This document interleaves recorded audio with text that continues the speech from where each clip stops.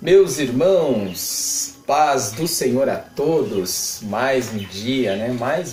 Uma vez estamos aqui juntamente com vocês.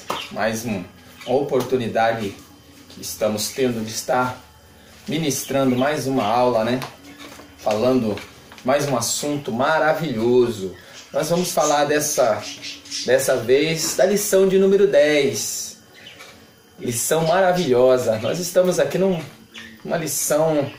lições abençoadas, né? Os professores aí que o digam, falando a respeito da obra da salvação, por esses 500 anos da reforma, né?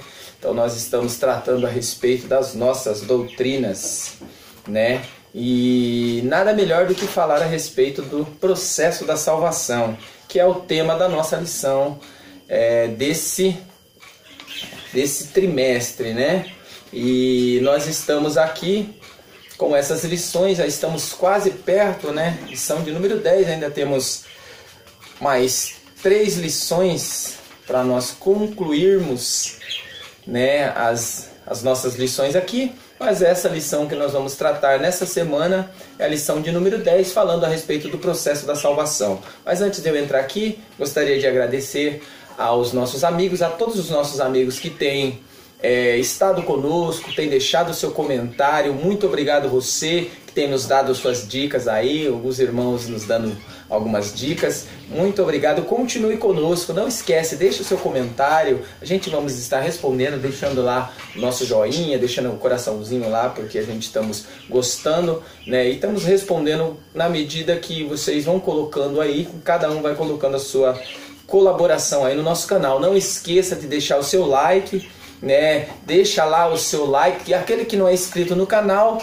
continue aí conosco, se inscreve, né? Mostra aí lá na sua igreja, né? Para os seus familiares, que cada um se inscreva aí no nosso canal. Muito obrigado pelas pessoas que têm se inscrito a cada dia, aí tem pessoas se inscrevendo no nosso canal, e aos 400, né, os 400 e tantos aí que tem nos assistido aí toda semana. Muito obrigado por você estar conosco. Mas vamos lá, né, sem delongas aqui, né, não vou citar nome nenhum hoje, mas muito obrigado por todos, tá bom? Mas nós vamos falar aqui desse assunto maravilhoso e entraremos aqui na nossa lousa para explicar o assunto, que o assunto está abençoado. Fique aí conosco, nós vamos aqui adentrar na nossa lição e espero que você goste mais uma vez.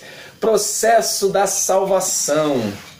A salvação, ela tem processos, né? Não é simplesmente eu sou salvo e uma vez salvo e salvo para sempre. Desculpe você que calvinista, né? Não estou batendo aqui na mesma tecla, mas só para nós termos uma noção, né? Desculpe aqui você calvinista, mas uma vez salvo, salvo para sempre. Então não há um processo de salvação. Eu acredito que sim, porque nós vamos estudar a respeito os 3 aspectos, né? Nós vamos falar a respeito dos 3 aspectos da salvação, que está outorgado aqui na nossa lousa, ou que está escrito aqui. Nós vamos entrar aqui na lição, mas nós vamos explicar aqui nesses 3 aspectos aqui que a nossa lição vai falar a respeito. O primeiro aspecto, a justificação, né, que nós temos aqui o aspecto da justificação, que é outorgada por Deus. Deus outorga a justificação, né? Deus outorgou a justificação, então ela foi outorgada por Deus, né? Que ela vem através da fé na crucificação de Cristo. Então olha só, nós temos a justificação outorgada por Deus através da fé na crucificação. Então esse é o primeiro ponto. Segundo ponto aqui, do aspecto da nossa salvação aqui, regeneração, operada, olha, outorgada uma vez, operada, né, pelo Espírito Santo, porque a salvação, a regeneração, né, a salvação, ela tem um processo de regeneração, justificação, regeneração operada pelo Espírito Santo mediante a fé na morte de Cristo. Primeiro, crucificação, a morte de Cristo. Depois, o terceiro aspecto aqui da salvação, que se dá aqui na santificação. Olha só, a santificação é consequente à vida. com Cristo. Então você vê que a santificação ela é uma consequência de uma vida com Cristo. Ela é progressiva. Então há uma progressividade aqui na santificação. Santificação não acontece de uma hora para outra. Já a regeneração, nós vamos entender aqui que é um processo que acontece rápido. O Espírito Santo ele age de uma forma rápida na regeneração, porém a santificação ela é uma consequência, ou ela é consequente a uma vida, né? A uma vida com Cristo, mediante a fé, a ressurreição. Então todos esses aspectos aqui, né? Todos esses aspectos aqui, ele é alcançado pela fé. Então nós só podemos alcançar, ou nós só podemos participar da justificação, regeneração e santificação mediante a fé na crucificação, morte e ressurreição de Cristo. Então nós vamos aí depois, né, entrar aqui, depois nós vamos falar as 10 consequências, né, as 10 consequências da regeneração. Nós vamos entrar aqui, mas vamos aqui dar continuidade aqui na nossa lição, que está maravilhosa hoje. Nós demos aqui a nossa preliminar aqui na nossa lousa, mas nós temos aqui mais uma parte que nós vamos passar aqui daqui a pouco. Mas continuando aqui, vamos lá no nosso texto áureo. O nosso texto áureo diz assim, ó: Jesus respondeu: na verdade te digo, que aquele que não nascer da água e do Espírito não pode entrar no reino de Deus. Está em João, né, o Evangelho, capítulo 3, verso de número 5. Todo mundo sabe, né, esse texto aqui ele é bem conhecido a respeito ali do diálogo que Jesus tem com Nicodemos, né, aquele fariseu, que nós vamos adentrar aqui na leitura bíblica em classe, mas é um diálogo ali entre Jesus, né, o mestre Jesus e o mestre Nicodemos. Mas vamos lá, a nossa verdade prática vai dizer assim: o processo bíblico de salvação se dá por meio da justificação,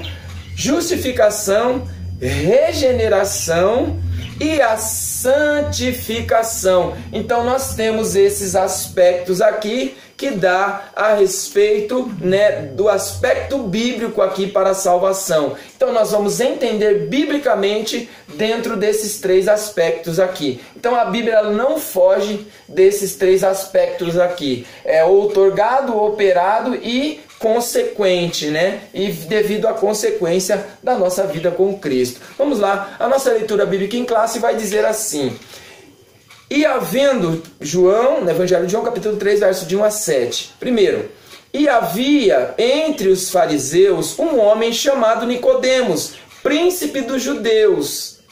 Este foi ter de noite com Jesus e disse-lhe: Rabi, ou mestre, né? Bem sabemos que és mestre, vindo de Deus, porque ninguém pode fazer estes sinais que tu fazes se Deus não for com ele. Eu acho engraçado essa colocação.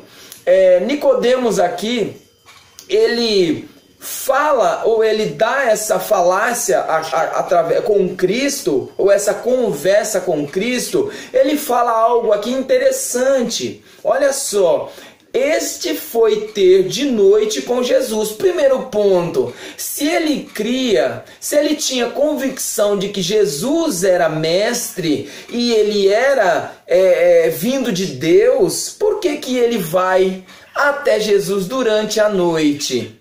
Né? Então você vê aqui que há uma discrepância aqui na sua conversa. Olha, eu sei que o Senhor é mestre vindo de Deus, porém estou vindo diante de ti à noite. Né? Então olha só, ele sabia que Jesus era mestre, porém ele tinha medo que as pessoas descobrissem que ele acreditava, ou que ele tinha a convicção que Jesus era mestre vindo de Deus. Bem sabemos que és mestre vindo de Deus, porque ninguém pode fazer esses sinais que tu fazes se Deus não for com ele. Então por que ele não seguiu a Jesus? Se ele cria né? Se ele tinha tanta convicção ou confiança que Jesus ele era mestre vindo de Deus e que fazia milagre, por que que ele não aceitou Jesus antes? Ele precisou ir até Jesus durante a noite. E depois nós vamos ver aqui Nicodemos aparecendo só lá mais na frente, e ele não se mostrou, né? Ele não se mostrou durante o seu ministério, ele não se mostrou ali que era um servo ou que tinha aceitado ali a Jesus naquele momento. Verso 3 aqui, que vai dizer assim: Jesus respondeu e disse-lhe: na verdade te digo, que aquele que não nascer de novo não pode ver o reino de Deus. Disse-lhe Nicodemos: como pode um homem nascer sendo velho ou sendo já velho? Porventura pode tornar a entrar no ventre da sua mãe e nascer? Então ele estava falando, ele estava entendendo num sentido natural. Ele estava compreendendo ali com Jesus no processo natural. Ele não tinha sido ainda justificado, ele não tinha ainda sido regenerado e muito menos santificado, porque ele ainda estava tendo uma visão natural. Ele entendeu aquilo que Jesus estava falando, mas ele entendia de uma forma natural. Porém, o verso 5 vai dizer assim: Jesus respondeu: na verdade te digo, que aquele que não nascer da água e do Espírito não pode entrar no reino de Deus. Aí Jesus pega e fala para ele: olha, você compreendeu no processo natural, porém, não é somente no processo natural.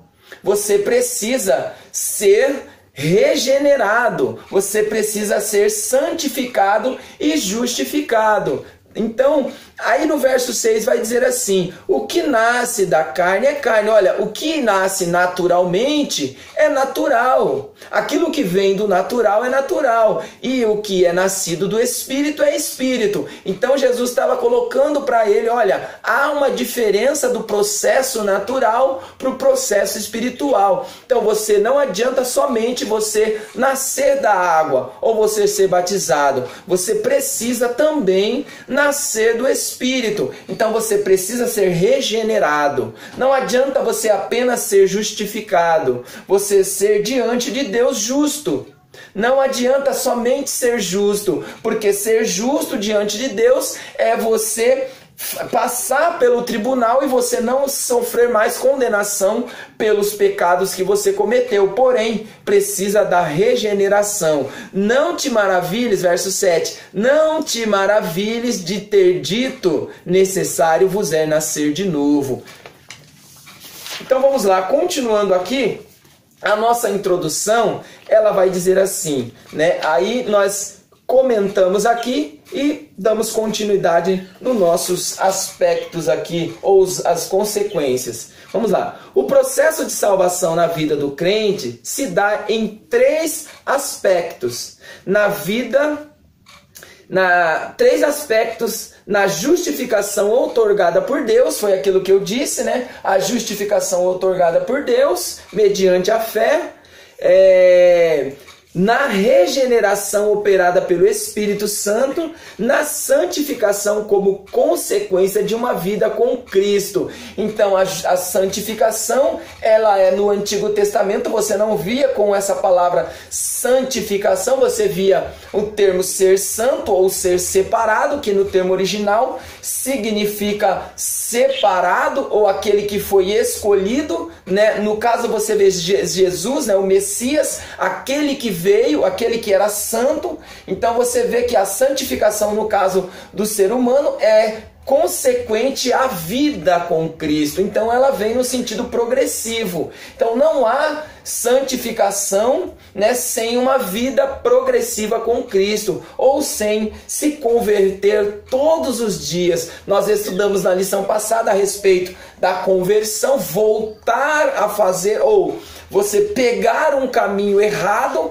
porém você voltar agora para o caminho certo. Então a santificação é isso, é você voltar a seguir a Jesus. Se você estava na mão errada, você volta agora a servir a Jesus ou ter uma vida com Cristo. Continuando aqui, santificação como consequência de uma vida com Cristo. Todo esse processo é alcançado pela fé na crucificação, morte e ressurreição de Cristo Jesus, nosso Senhor. Então, olha só, nós temos aqui algo importante, que é mediante a fé. Nós vamos ver isso lá em Romanos capítulo 5, verso 1. Sendo, pois, justificados pela fé, temos paz com Deus por intermédio de Cristo. Então nós só temos paz com Deus, ou nós só somos justificados mediante a fé, né? Aí sim nós temos agora uma vida, ou a consequência de uma vida com Cristo. Continuando aqui, a justificação, justificados por Deus. Nós vamos aqui entrar agora no processo da justificados por Deus, né, no primeiro tópico aqui. A natureza da justificação. A justificação evoca a ideia de um tribunal jurídico em que passem ou pesam terríveis e verdadeiras acusações contra nós, mas que por meio do sacrifício expiatório substitutivo de Cristo se tornaram nulas. Romanos capítulo 4, verso 24 e 25. Então olha só, a natureza da justificação aqui, ela se dá mediante um tribunal. Então é você passar pelo tribunal. A justificação, ela dá um sentido de você sentar no banco de um réu. Então outrora você era réu, você sentou no banco aonde o próprio Deus irá justificar a sua vida. Então essa justificação, ela se dá mediante a fé. Então você passa por esse tribunal aonde você é julgado, né? E você passa agora a ser justificado, ou então você se torna justo perante Deus. Porém, não basta somente essa justificação, porém tem que passar também pelo segundo aspecto, que é a regeneração, que nós vamos passar depois aqui. Continuando, se tornaram nulas. Romanos capítulo 4, verso 24 e 25. Assim somos declarados inocentes, pois nossa condenação foi substituída pela pena paga por Cristo na cruz, que está lá em 2 Coríntios capítulo 5, verso 21. Então, olha só, essa justificação, ela se dá porque Cristo, né, outrora pagou esse preço. Nós tínhamos uma dívida com esse tribunal aqui. Nós tínhamos uma dívida, porém Cristo assumiu essa dívida. Cristo assumiu essa dívida, mas não somente assumiu, ele pagou também essa dívida com o seu próprio sangue. E agora nós recebemos a justificação, né, de Deus aqui em Cristo Jesus. Continuando aqui, segundo, a necessidade da justificação.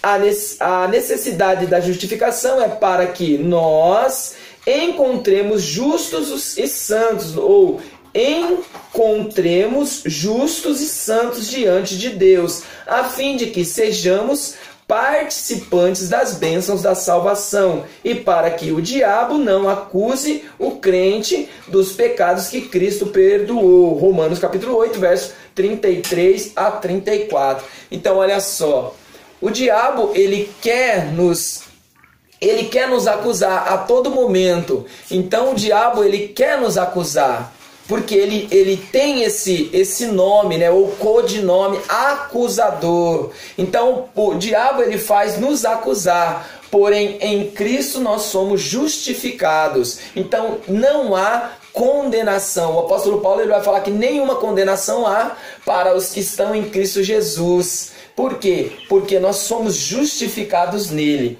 Continuando, deixa eu ler aqui algo interessante a respeito da justificação, que vai dizer assim, que está lá em Romanos, né? Sendo, pois, justificados pela fé, temos paz com Deus, por nosso Senhor Jesus Cristo. Romanos capítulo 5, verso 1. A doutrina da justificação está ligada ao início da fé cristã. Pela justificação, o pecador é posto no rol dos salvos e visto com bons olhos diante de Deus, por pior que tenha sido sua vida antes desse grande acontecimento. O termo o torna-se justo demanda um processo gradual, afeito a santificação. Na justificação, a pessoa tem o seu problema jurídico de ser condenado, resolvido diante de Deus. Então, olha só, a justificação é um processo, né? É um processo de um tribunal mesmo. Literalmente é um processo de um tribunal. Porém, quem é o nosso advogado, né? Nós temos um advogado que ele tomou a nossa causa, porém ele não tomou apenas como representante legal, ele também tomou para si a nossa acusação. Ele se colocou no nosso lugar. Ele não apenas nos representa, ele tomou o nosso lugar e nós fomos justificados porque Jesus, ele tomou o nosso lugar. Continuando aqui, olha só, a justificação não muda a vida interior. Primeiro ponto aqui para nós entender. A justificação afeta a posição do homem em relação à justiça de Deus, que é conhecida pela lei. Entretanto, não altera a sua natureza interior, conquanto a justificação esteja relacionada aos aspectos jurídicos da salvação. A mudança de natureza está relacionada à regeneração. Então, a mudança de natureza só se dá através da regeneração. A justificação ela é um processo natural que envolve aqui o perdão dos nossos pecados, mas a mudança de atitude, tornar você agora salvo, é só através da regeneração. Então você é justificado, porém regenerado, agora você alcança a salvação. Então não basta apenas você ser justificado ou santificado. Não basta você ser apenas regenerado, você também precisa ser justificado. Então, um aspecto ele liga ao outro. A justificação, a regeneração e a santificação, elas estão entrelaçadas. São três aspectos que eles se entrelaçam entre eles. Então, nós temos aqui esses aspectos aqui. Continuando aqui. Olha só, a justificação é um ato judicial de Deus, no qual ele declara como base na justiça de Jesus Cristo, que todas as reivindicações da lei são satisfeitas com vista ao pecador. Então, olha só que coisa linda, né? Cristo, ele toma esse aspecto, né, esses aspectos da justificação em si mesmo. Então, Cristo, ele nos santifica, nos regenera e nos justifica. Então tudo isso aqui está baseado em Cristo, sendo que claro que também, né, nós temos uma trindade aqui. Nós temos uma trindade que outorga, né, que opera e que nos dá essa consequência de viver uma vida agora ligada em Cristo. Continuando. Segundo ponto aqui, a regeneração pelo Espírito Santo. Agora nós vamos falar a respeito da regeneração. A natureza da regeneração. Regeneração é a ação divina de criar um novo homem. Então olha só, se tornar uma nova criatura, como Jesus falou para Nicodemos, olha, você precisa nascer de novo. Você precisa não voltar como você pensa no ventre da sua mãe, mas você precisa ser um novo homem. E esse novo homem não se dá no nascimento, né, da água apenas. Ele se dá no nascimento da água e no nascimento do Espírito. Então Jesus deixa bem claro, olha, não adianta somente você ser batizado nas águas, como algumas religiões elas pregam, né, que apenas o batismo na água é o batismo para a salvação. Então você precisa batizar na água, senão você não é salvo. Não, você precisa batizar nas águas, mas você precisa também ser batizado pelo Espírito Santo, porque são dois aspectos também que estão entrelaçados, o batismo na água e o batismo no Espírito. Então, continuando aqui, torna o Filho de Deus e fazendo-o passar da morte para a vida. João capítulo 5, verso 24. Aqui é importante distinguir regeneração da conversão. Então, olha só, nós não podemos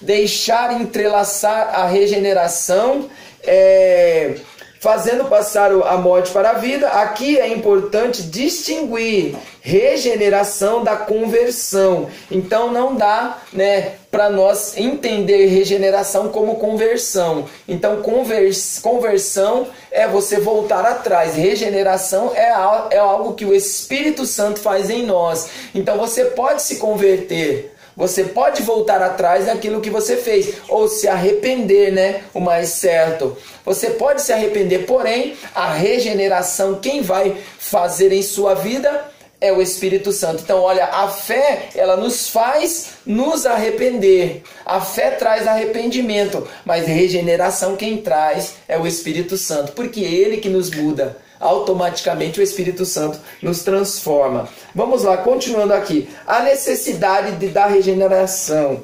Olha só, há uma necessidade, Vamos lá. A regeneração diz respeito à mudança de natureza. Trata-se de uma nova criação. João 3, 1, 21. 2 Coríntios capítulo 5, verso 17. Strong define assim: a regeneração ou o novo nascimento é o lado divino da mudança do coração, que, visto do lado humano, chamamos conversão. Então, olha só, enquanto a conversão é o lado humano, que é mediante a fé, a regeneração é o lado divino, que é mediante ao Espírito Santo. Então, por isso que nós não podemos confundir regeneração com a conversão. Continuando aqui. Para obter a nova vida em Cristo, é preciso que a pessoa morra para o pecado. Romanos 6, 2, 6 e 7. Lucas 9, 24. Essa morte é tratada por Cristo e também por Paulo nas suas epístolas. A questão que segue é que poder tem um morto sobre a própria vida, ou que poder tem um morto sobre a própria vida. Para que ele ganhe nova vida, é necessário que haja um poder que lhe dê, nesse caso, um agente e um paciente. Pense, por exemplo, no caso de Lázaro, ele estava na sepultura. Então, olha só, o morto ele não pode se regenerar. O morto ele não pode se regenerar se Cristo ou se o Espírito Santo não o ressuscitar para a regeneração. Então nós, sem Cristo, nós somos considerados mortos. Então nós somos considerados mortos. Porém, quando o Espírito Santo ele traz a regeneração, nos traz novamente a vida, que eu acredito que a regeneração é nada mais do que avivar a nossa vida, trazer vida àquilo que está morto, Então quem faz isso é o Espírito Santo. Então o morto, o próprio ser humano, ele não tem poder para se regenerar. Porém quem regenera é o Espírito, mas a conversão ela se dá mediante a fé em Cristo. Então olha só, algumas questões estão relacionadas a essa doutrina, no que diz respeito à ocasião em que ela ocorre. A ideia geral é a de que a regeneração é o próximo passo após a justificação. Então a justificação é o primeiro passo, depois vem o segundo passo, que é a regeneração. Então nós temos que ser primeiro justificado, porém depois regenerado. Olha só, para nós entrarmos aqui e já para ir caminhando aqui já para o final, vamos só mais um ponto importante aqui, do nosso livro aqui. Olha só, estabelece a distinção das naturezas. Todo homem biológico é um homem natural, mas quando nasce de novo, passa a ser homem espiritual. Então você só passa a ser espiritual quando você tem aquele novo nascimento que Jesus disse. Não é um novo nascimento somente da água, tá? Mas é um novo nascimento na água e no espírito. Então você é um homem biológico, porém quando você nasce de novo, você se torna agora um homem espiritual. A Bíblia apresenta um terceiro homem, o carnal, homem biológico, homem natural e homem espiritual ou carnal. À luz do que se lê em Coríntios, carnal é o crente que deixa de andar em espírito para se inclinar para as coisas da carne. 1 Coríntios capítulo 3, verso 1. Regenerado é o homem natural, que ganhou natureza espiritual, e a diferença entre a primeira e a segunda natureza é descrito pelo apóstolo Paulo. Ora, o homem natural não compreende as coisas de Deus, porém, porque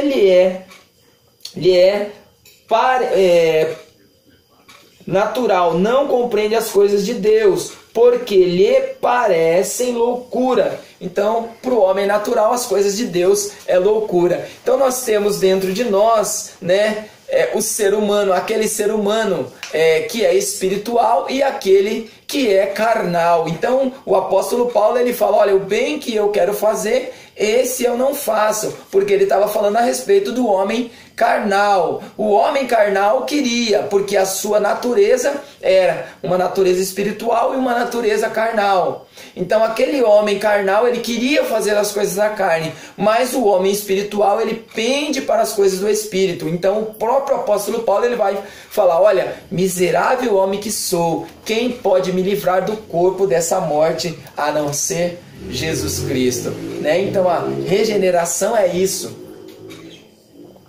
A regeneração é nos libertar do corpo dessa morte. Então eu vejo uma regeneração, uma justificação, uma santificação total quando se der ali o arrebatamento, porque nós seremos ali transformado num abrir e fechar de olho, num homem agora espiritual. Olha só, o que a regeneração produz?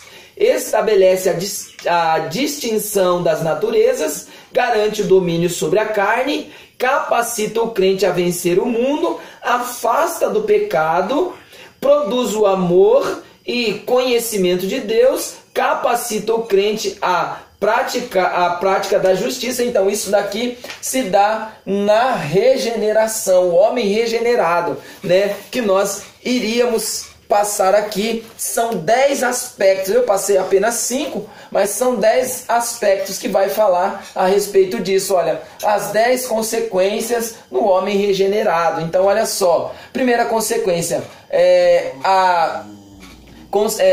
primeira consequência, amor intenso a Deus. Então o homem regenerado, ele tem um amor intenso a Deus. Está lá em 1 João, né, capítulo 4, verso do 4 ao capítulo 4 verso 19, que segunda consequência, amor pelos irmãos. Então olha só, não é apenas amar a Deus. Se você amar a Deus e não amar ao próximo, como você pode dizer que amou a Deus? Então Jesus falou isso, olha, como você pode dizer que ama a Deus se você não demonstra amor pelos seus irmãos? Então o amor a Deus, que esse é o primeiro mandamento, né? Nós vemos lá nos 10 mandamentos, amar a Deus sobre todas as coisas, depois amar o próximo, o amor pelos irmãos, também em João, né? Carta de João, primeira carta de João, capítulo 3, verso 14.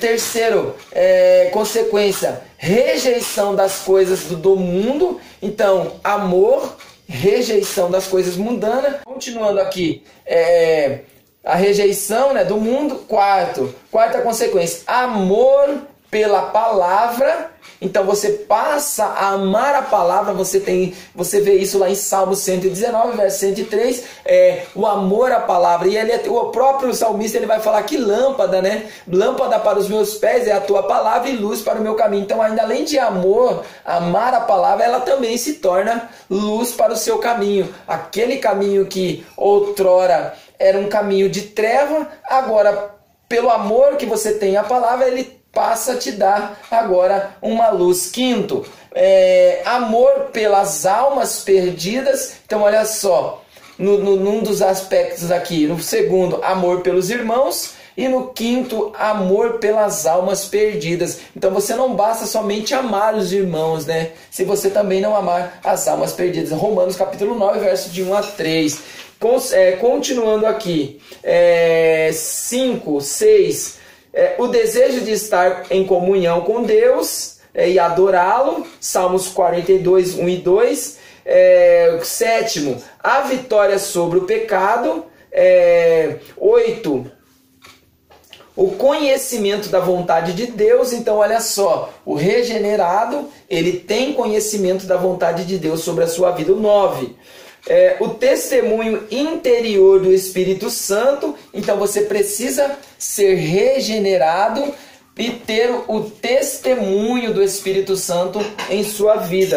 E o 10º, o intenso interesse de praticar a justiça. Então você precisa praticar a justiça. Não adianta nada você ter tudo isso e por final você não colocar em prática a justiça, porque nós vemos lá em Salmos também que vai falar que justiça e juízo são as bases do seu trono, misericórdia e verdade vai adiante do seu rosto. Então justiça e juízo tem que estar na nossa vida. Vamos lá para a santificação, né? Só para nós entrarmos aqui rapidinho na santificação e encerrar, olha só, há uma diferença, tá? Uma diferença entre a regeneração e a santificação.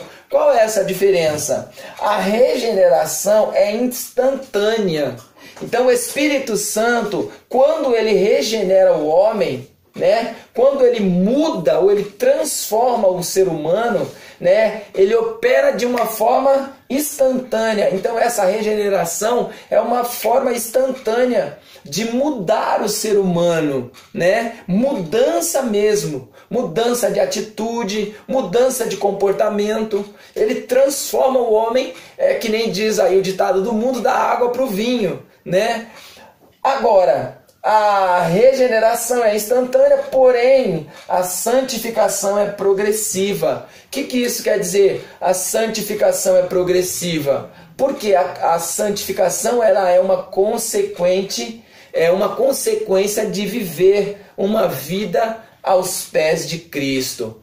Então, aquele que foi regenerado, ele não vai ser santo, né? Ele não vai ser automaticamente santificado também, separado. Não, ele precisa ser separado das coisas desse mundo. Ele precisa viver uma vida constante, porque o que vai dizer se ele tem tudo isso é a consequência da sua vida com Cristo. Então o testemunho, né? A forma que ele anda, a forma que ele age, porque não adianta nada ele dizer, eu sou cristão, eu fui justificado por Deus, eu fui regenerado pelo Espírito, porém continua nas mesmas ações do mundo. Então olha só, quando você é regenerado, você está dentro de todos esses aspectos aqui. Olha, vamos lá, santificação, para nós encerrarmos.